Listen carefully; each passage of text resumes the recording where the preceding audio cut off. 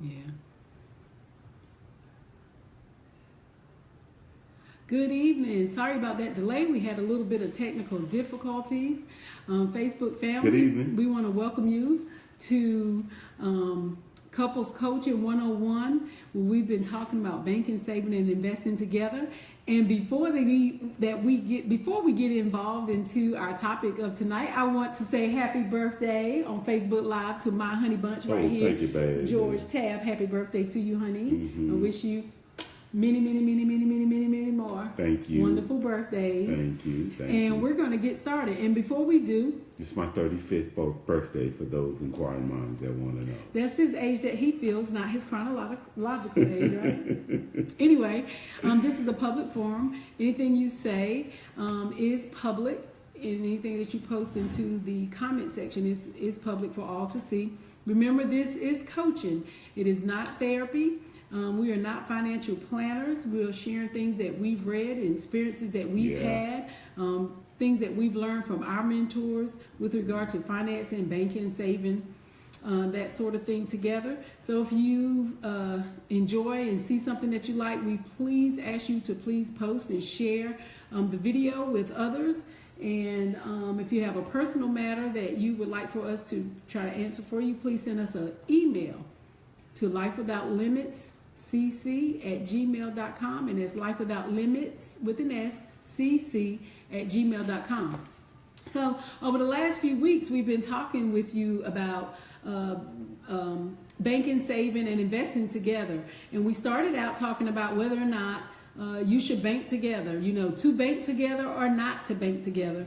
And we just talked about learning the type of spender you are, the type of shopper you are, the type of saver you are, what kind of financial type are you in general. So tonight's topic is really going to get into a little bit more specifics about that and to give you a little more detail about saving together, like mixing your finances together. There are three main types that a lady talks about, and George is going to get into that. So I'm going to put a pin in that and just finish up the highlights for the rest of the series that we spoke on the banking, banking, saving, and investing. So then we talked about, based on that, what accounts do you need? Do you need to set up a separate bank account, a separate savings account? Do you need to set up another account that's maybe a joint account that you're going to each put money in to pay your bills? So one of the other things that we talked about was the different types of retirement accounts, 401ks, IRAs, that sort of thing, and how that is important to make your savings automatic so you do not have to think about it. Oh, yeah. Creating the habit. So then last week we talked about finding your credit score, knowing what your credit score is and what those things mean. And you were given 2 weeks ago, the tablet of the week was to find out what your FICO score was. Last week's tablet was to actually get your credit report and figure out what you needed to do to start working on cleaning up things that may be old or things that you just might need to ask questions about, and to really review your credit report and get a good understanding of what those R's means, the ones means, and those sort of things. So again, we gave that freecreditreport.com as a resource that you can use to get that to happen. And tonight we're going to dive right in, because it's a quick call. We're going to dive right into the three different types of, commingling your finances that will help you, in figuring it out with regard to what we talked about in the first week. Yeah. So go ahead. And I guess one of the things that I realize is money is personal. And everybody feels a particular way about money, especially when you're talking about telling me how I'm going to spend my money, what I need to spend my money on, how much of the bills am I going to pay, and all these things. When you're coming together and you're bringing things together, it's something you have to decide, and it's a constant, because things change, situations change. Mm-hmm. I may get downsized and she may get upsized. So it may change the way who pays what, when, how the money flows in, and everything. So really all these things factor in to how you're going to manage your finances in your marriage, in your relationship. And so, one thing I want you to understand is that it's not an all or nothing thing. So it's not all this way or all that way. It's kind of a blend. And the other thing I want you to understand too is whether it's me or whether any other professional, financial professional, I'm not a financial professional, but if you go to see one, a financial planner, or even a coach, and they're talking about money, just remember that at the end of the day, you're the one that's got to make the decision. So get the information, but be a student follower. You don't have to be a follower, so you don't have to do as we say do. There are no mandates on this stuff. Okay, it's all in your personality, you and your husband, you and your boyfriend, your fiance, how it comes together for you guys and what works for you guys. All right. And so in this article, The 3 Ways to Commingle Your Finances by Paula Pant, she gives 3 examples, and we was just kind of talking it out.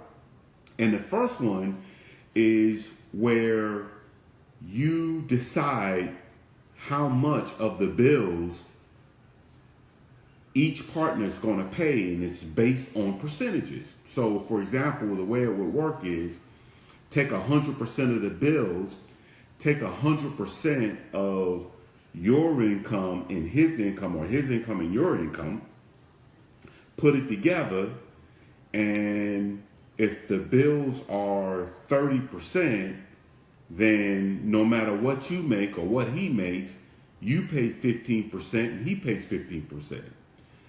No, I'm sorry. It's proportional. It's based upon how much. So put your income together. So let's just say y'all make together, you make $10,000 a month, and you make 6, he makes 4. Well, you pay 60% of the bills, and he pay 40% of the bills. And so that's the percentage method. Is that kind of your understanding too? Yeah. Go ahead. Did you want to follow? Go ahead. No, I understand it better. The second way you said it. Right. Yeah, it's a little easier, clearer to understand. It's proportional to your income. So if your income is higher, you pay a higher portion of the bills. Right. So that makes sense. And some people say, well, that ain't fair because I got to pay more of the bills because I make more of the money. That don't sound right. Okay. So then you need to talk about it. Right. The challenge in relationships when we're talking about finances, it's not the situations, it's the situations that we don't talk about. Okay. And then you walking around hot. You walking around mad and hot because you paying all that bill, all that, you paying for the light bill, phone bill, and the car payment, and the mortgage, okay? And that ain't right just because I'm making more money. I'm getting penalized because I'm making more money. Well, then you need to talk about that. Well, does that mean I'm selfish, George? No, it just means you need to talk about it. That's all it means, okay? So open it up for discussion, and we can get into how to do that too, because there's a way to do it. You definitely don't want to do it when you're upset, okay? Or hungry. Right, or hungry. Or after you just got paid and you had to pay out this exorbitant amount of money in bills. That's probably not the best time to do it neither, okay? Because again, this is a personal issue for everyone, all right? So both parties. All right, so then there's the raw contribution method where everybody pays the same amount. So for example, if we make $10,000 a month, then if we make 10, and let's say you make 7, and your partner makes $3,000 a month, okay? Well, based on the raw contribution, your money would kind of go in a pool, and he would pay. Let's say you got $3,000 a month in bills, so then he would pay $1,500 and you would pay $1,500. Right. So it doesn't matter what your salary is. You each pay a raw number towards the bills, or to make sure the bills are paid. Right. Yeah. So at your $7,000 a month, that's going to leave you with $5,500 a month. So you got $5,500 a month to do what you want with. And your partner, your husband, he's got $1,500 a month to do what he want with. Okay?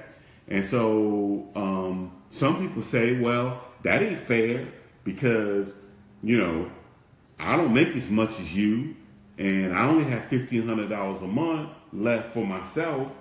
And here you sitting over here like Fat Cat Williams, you got $5,500 a month, right? So some people say, well, that's not fair. I don't like that one. Okay, well, let's move on to the next one then. And before you move on to the next one, here's where, when you go through these three different models, where you have to really think about your personal beliefs and your philosophies, your spiritual beliefs, your personal philosophies about your household, your marriage, and your relationships. Because, in our household, we believe that the man is the head of the house. And most of that responsibility lies with the head of the house. That's how we run our household. Yeah, we do. Oh, okay. But remember what I always say, ladies, the head can't do nothing without the neck, right? Right. Okay, go ahead to your point number 3. All right. So point number 3 is complete commingling. And complete commingling is where there's a complete commingling of the finances combined with the bank account, and the only thing you have is you carry only joint credit cards and debit cards, and a list of each other investment funds, and that's something we hadn't mentioned. You own each in the other's other ones. investments. Right? You own each other investments and investment funds, and so.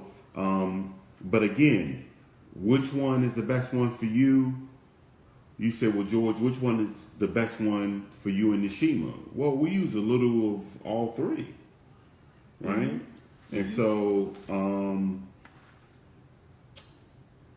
and I guess a lot of it has to depend on, I guess, how the money comes in, right? Like you may be a teacher and you get paid once a month. You may be a business owner and you get paid every day with like account receivables, right? Or you could be like we were for years, full time, owned our own marketing company. We got paid every day, Monday through Friday. So, or you could get paid every other week, or on the 1st and the 15th. When I was in the military, I got paid on the 1st and the 15th. That's another reason why it's important to, after you figure out, how you want to do it, it is important to figure out the type of accounts you need and open those accounts.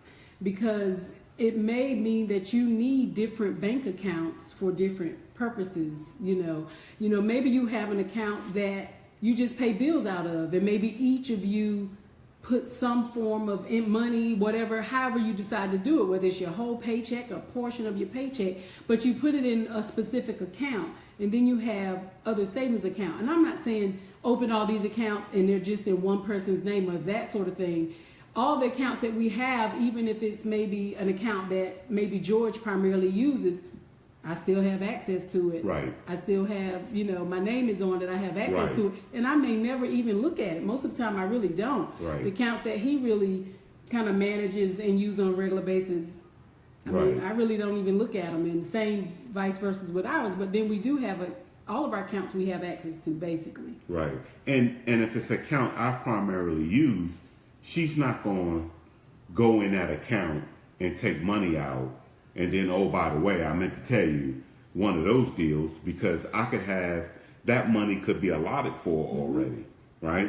And so that's not the normal practice. Although if she called me and said, hey, I need this money for blah, blah, blah, blah, blah. And I would say, well, sure.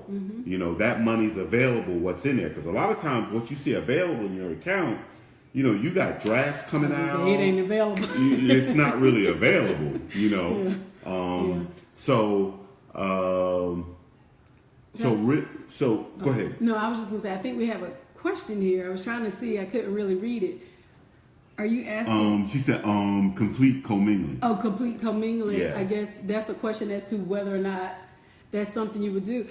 That's really would be something I think you really have to. Some of this stuff, like we talked about early on, it can make you really uncomfortable.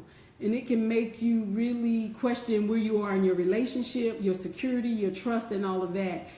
And I mean, if you're uncomfortable because, I know, maybe you don't want someone to see, you know, all of your money, or you think that, you know, they may get frivolous and spend too much, or, I mean, it really just depends on where you are. And so she said, we use the method of household account to pay the community bills. So, okay, so far so good. And that works for a lot of people. Right. I know others that have done it that way. They kind of have their own bills or whatever, but then they have one account that all the bills, I mean, their own accounts, but then they have one account that all the bills come out of. That allows the lady to have her she money, you know, as they call it, right. And the guy to have his fun money too, I guess. But yeah, if it works for you, that's the main thing. If it works for you and both parties are happy, no one feels guilty, ashamed, or feel resentful for their portions that they're putting in or taking advantage of and not appreciate it, and it works, then the system is a good system for you and your situation. Yeah. And I was going to say too that based upon your past, you develop these way of thinking and almost like a certain slant or a certain philosophy about money, and that can drive that decision too. For example, we talked about one person being the brake and the other person being the accelerator, right? Have you ever spent your bill money before? Have you ever bought something and you thought, man, I shouldn't have bought that because now I'm going to struggle for the next 2 weeks until I get paid again? Have you ever done that before? Well, imagine doing that in a relationship now. Imagine doing that to the bill account. And it happens. And it happens more than you know, okay? And so I think it's important to talk about these things. I can't iterate that enough, and calmly, okay? So see, when you deal with money, money is personal, man. Your hard-earned money, it is personal, and you take it personal. And so I just think, I think understand the different personalities when it comes to spending, right? And so my personality is, if I see something, I like to get it. Now, what I will do is I like to delay just a little bit, because sometimes we buy stuff and it's like, okay, I really didn't need that. I'm not even going to use it. I haven't used the 3 other ones I have already. But sometimes it can kind of be impulsive, and the way I cut back on impulsive spending is I'll just say, George, just wait 2 days. And if you still want it in 2 days, go get it. All right. But